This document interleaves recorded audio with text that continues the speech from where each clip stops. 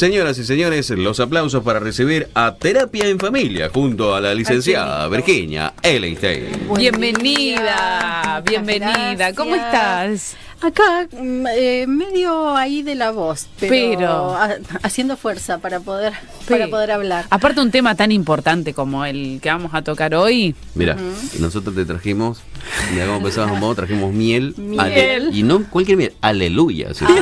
Guarda, aleluya. Guarda que esta es otra cosa. Bueno, en cualquier momento me van a ver con la cucharita. Sí, estamos hablando de otra cosa acá, Miel aleluya. No, sí, con esa favor. pasa al frente, olvídate. Olvidate. Che, vamos a meternos de lleno. El tema Dale. de hoy está fuerte, está buenísimo. Fuerte para y tratar. está muy bueno. Bueno, si quieren interactuar, 284-71-61-24.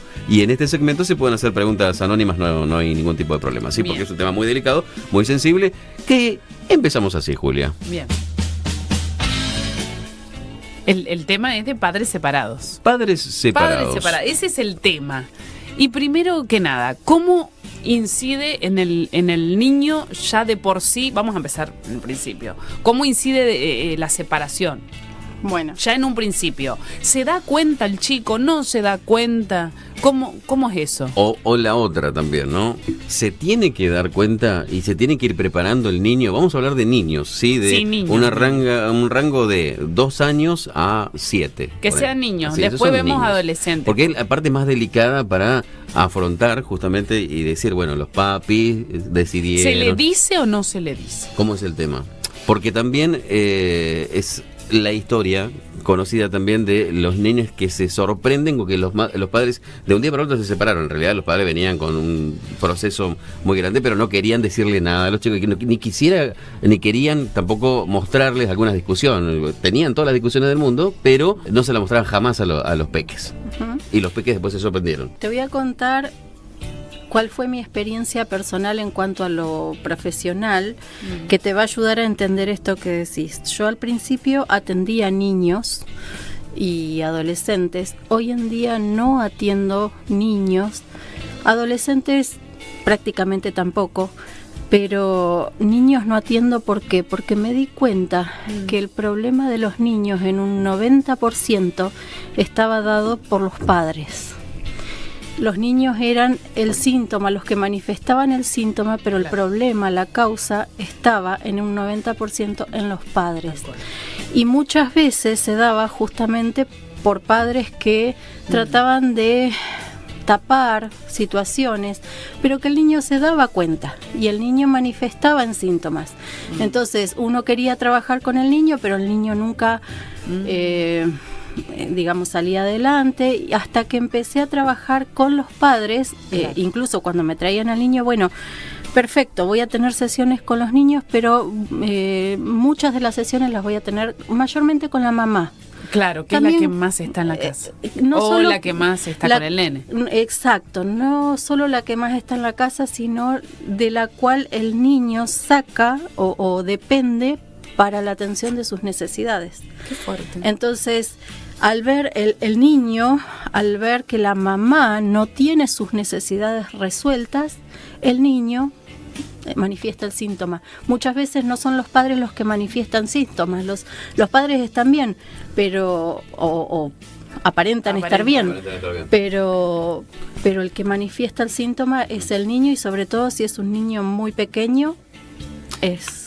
Los síntomas pueden ser, se pueden ver Sí, en el cuerpo, solo la enfermedades mente. físicas, problemas de comportamiento. El niño se comporta muy mal en la escuela. Ujú. Problemas, entre hermanos, se pelean mucho con los hermanos. El niño no obedece, mi hijo no me obedece.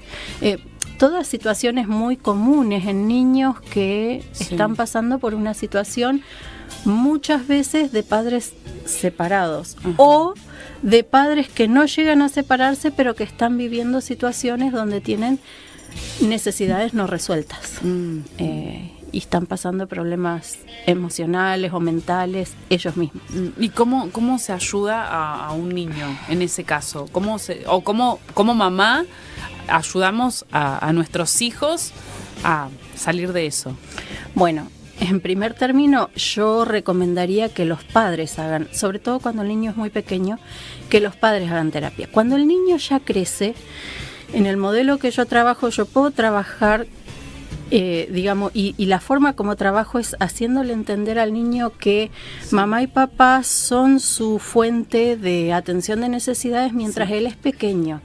Pero llega un momento donde él tiene que entender que él ya tiene que buscar la atención de sus necesidades propias, por sí mismo, Bien. en la fuente verdadera, porque mamá y papá fueron una fuente transitoria, diseñada por Dios para suplir sus necesidades, pero llega un momento donde papá y mamá tienen sus propias necesidades y no pueden suplir al 100% las necesidades del hijo también.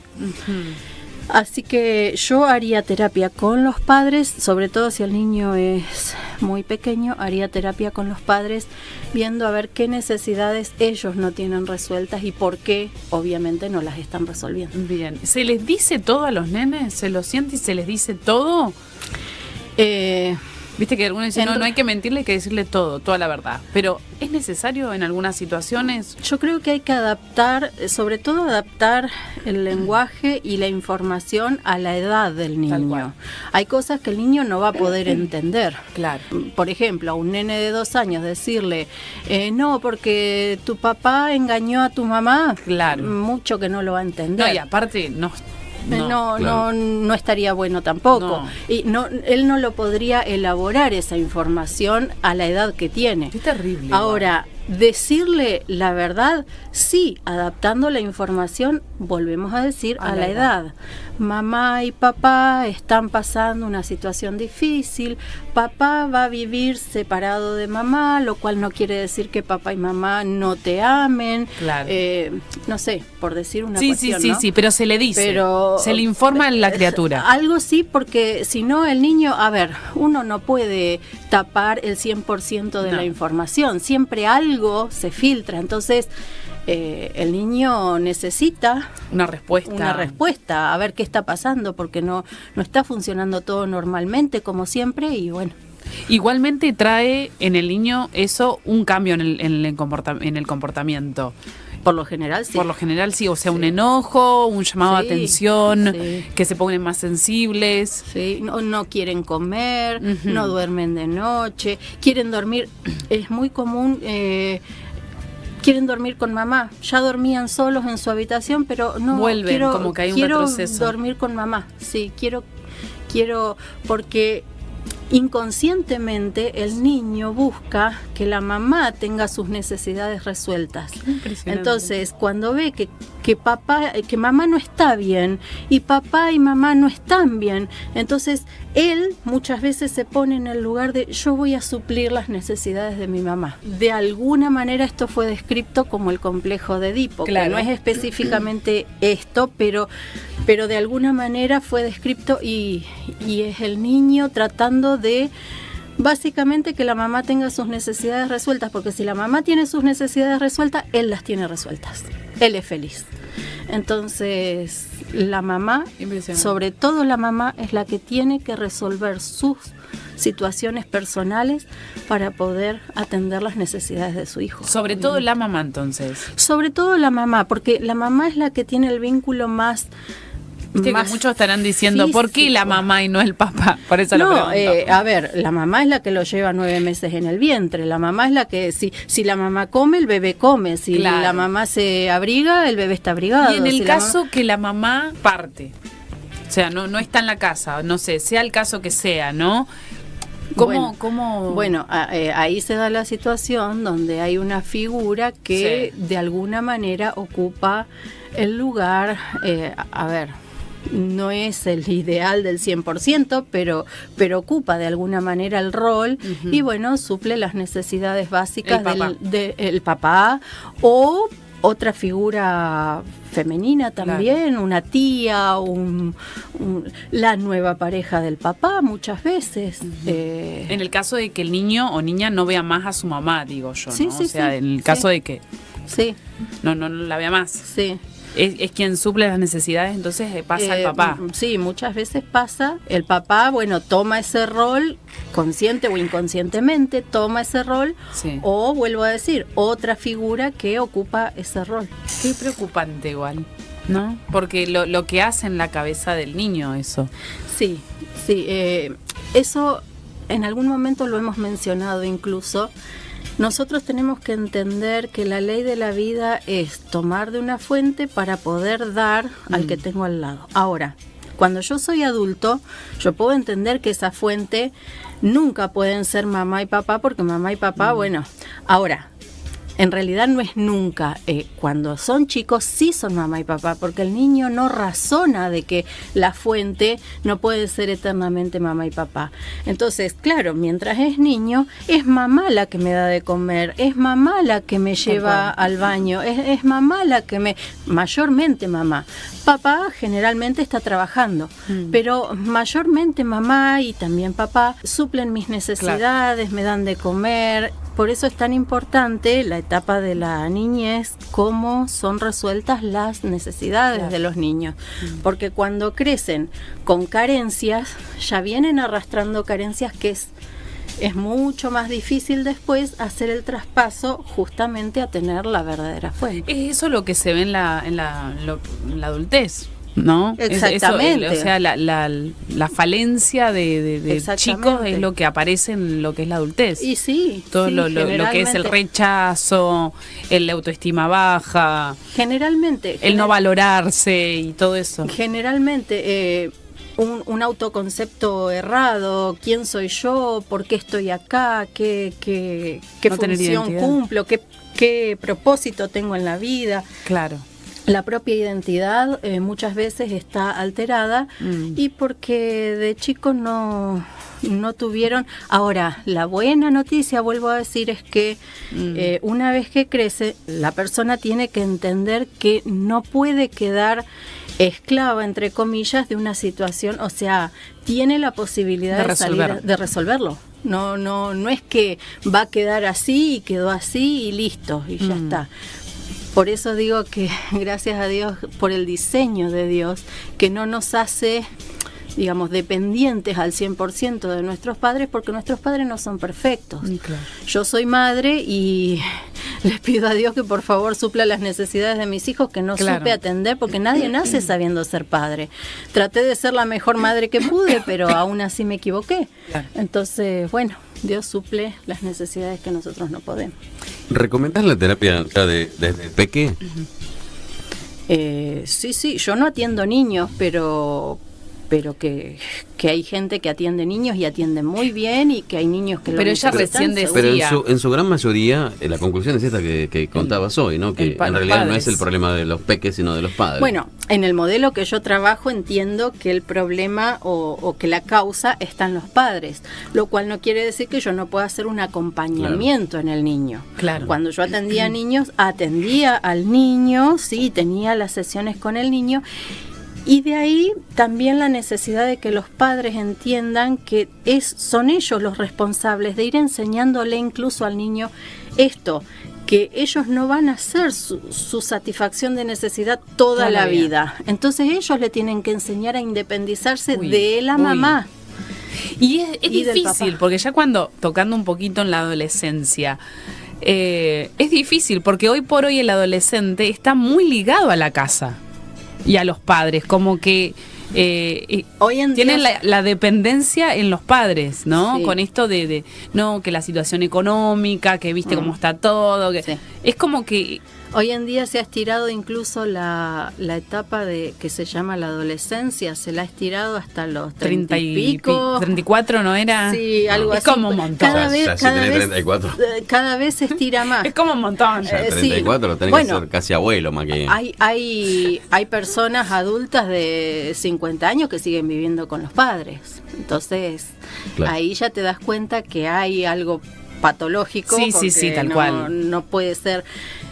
Pero bueno, lo que pasa es que mi mamá me cocina, entonces la dependencia ahí ya es mutua, del niño adulto con su madre y de la madre con el hijo, sí, que no deja que claro vuele.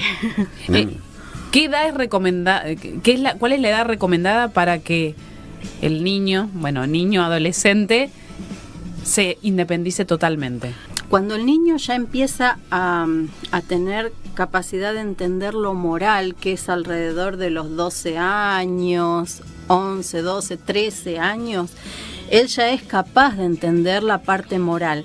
Ahí es donde, por diseño de Dios diseñó que los padres le enseñen que, a lo largo de toda su niñez ya le fueron diciendo, bueno, sí, mamá, atiende tus necesidades, pero a los 12, 13 años él ya está en cierta condición de entender esto y de que hay un ser superior que le llamamos Dios y que él necesita depender de Dios. Vos fíjate que la edad en la cual a Jesús lo llevaron al templo, que dice la Biblia, a los 12 años los padres lo llevaron al templo. ¿Por qué?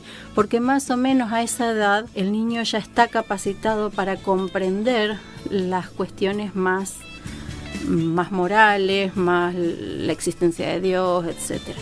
Mientras tanto, esa imagen de Dios la fueron formando papá y mamá. Entonces, la imagen que va a tener de Dios va a ser en función de lo que viva en la casa. Exacto. Bueno, si papá cuidó de mis necesidades, si papá me atendió, si papá me amaba, si papá... Entonces, ese es ahora mi Padre Celestial. Bueno, a propósito del tema que tratabas de los adolescentes que pasaron a jóvenes y ya adultos viviendo en la casa, la gente comenta, dice, lo de los adolescentes en la casa hasta los 30 años es cultural también. En Brasil, él tiene una esposa que es brasileña, en Brasil es costumbre que muchos de los hijos hacen su casa o viven con los padres. A Lucy, su señora, le llamó la atención que acá muchos jóvenes se independizaban tan jóvenes. Mira. Son culturas, son tradiciones. Hay situaciones específicas culturales, hay ciertas culturas específicas donde las chicas se casan a los 12 años y bueno, ya tienen formada su familia. Otra opinión, también la situación económica tiene mucho que ver, que alguien grande viva en la casa de los padres, con lo caro que está el alquiler hoy en día también, ¿no? Dicen, sí, y es así, tal cual. Sí, cada uno ve su situación personal, ¿no? Claro. Tal cual. Qué lindo. Y en el caso, la última pregunta, en el caso que sean padres separados y uno diga una cosa y el otro dice otra, ¿qué hacemos ahí? Viste que siempre un padre dice una cosa, el otro dice otra. Es muy importante entender que los padres entiendan que los hijos no son trofeos. Entonces, muchas veces eso de yo digo una cosa, el otro dice otra, es más para marcar territorio, a ver quién tiene la razón, a ver quién gana. Sí, obvio. Que es así. Que por ¿Quién otra tiene cosa. más power? Sí. Entonces, los que más sufren son los niños. Ahí está la madurez de los padres. De uno de los dos. Y de los dos, de entender que tienen que buscar el bien común, todo el acuerdo por el niño. Tal cual. Y eso implica ceder muchas veces, y sí, y hay que ceder. Pero bueno, no. Acá el orgullo tenés que a menos 10. Es que ahí está, es que yo creo que ahí radica el verdadero tema, ¿no? Porque siempre hay como rispideces y no se quieren poner de acuerdo ni por el nene. Sí. ¿No? Entonces, creo que ahí uno tiene que adoptar rápido la madurez para decir, bueno, no vamos a pelear por esto, tenemos que ponernos de acuerdo. Bueno, y tener en cuenta siempre que por más que tenga 2 años el peque, eso está influyendo en su formación. Y se da cuenta. No es que no se da cuenta, no es que, pero es chiquitito, no se da cuenta. No, influye en su vida por completo, esas cosas. Influye en la adolescencia y en la todo. Adultez y el Toda día de su vida, mañana. claro, en todo. En todo. En su vida adulta, bueno, volvemos a decir, cuando no tuvieron necesidades resueltas de niños, ya de grandes tienen como esa carencia y vienen arrastrando y es muy difícil. Es lo que hoy pasa. Mira, se nos van los tiempos, pero hay una pregunta muy interesante. Dice, buen día, consulta. ¿Cómo hacer cuando una como mamá, dice, intenta enseñar la independencia, pero convivimos, en cierta manera, con mis suegros? Y ellos los apañan mucho y dicen, es chiquito todavía, y no se los puede hacer entender. Y ha llevado a peleas hasta que opté por dejarlos. Y cuando se meten los suegros. Con los abuelos, claro. Los abuelos. El abuelo no quiere que lo retes, que le llames la atención. Cuando uno forma una pareja, cuando uno se casa, idealmente se casa, uno forma su propia familia. Exacto. Y los suegros, digamos, educaron a sus propios hijos, ahora es el momento de que los padres eduquen a los suyos.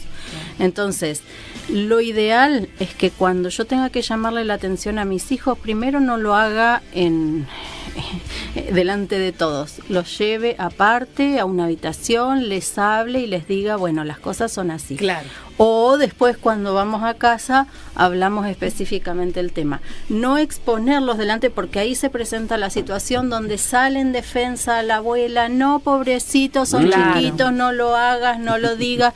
Bueno, es una situación muy incómoda, pero los abuelos tienen que entender que ellos también cometieron errores y es posible que los padres estén cometiendo errores, pero una cosa es ir y decirle a los padres aparte y decirles, mira, no estoy de acuerdo con lo que estás haciendo, y otra cosa es delante de los chicos armar una situación donde los chicos tampoco la pueden manejar. Entonces, entendamos una cosa, el que se casa, casa quiere. Sí. Entonces, lo ideal es que te vayas a vivir con tu familia, tu propia casa. Y en casa mando yo. Manda la mamá, manda el papá. Y los demás mandan en su propia casa. Ay, sí. Qué bravo el tema. Pero es así. Bueno. Qué bravo el tema. Pero es así. Sí, no es fácil, pero es así. Pero es así, es así. Licenciada, como siempre, muy edificante todo lo que abordamos en Terapia en Familia, que tenemos los jueves. Gracias por su presencia, que se siga recuperando, porque estaba ahí con Nana. Muchas gracias. Y gracias por el esfuerzo de venir a la radio así, un poquito. Qué lindo tema. Complicada la garganta. Qué lindo y áspero tema. Y lo dejamos ahí para que sigan charlando en familia ustedes ahí, o quizás en compañeros de laburo y eso, ¿no? Los jueves, Terapia en Familia, aquí en Onda FM con la licenciada Virginia Eglinstein.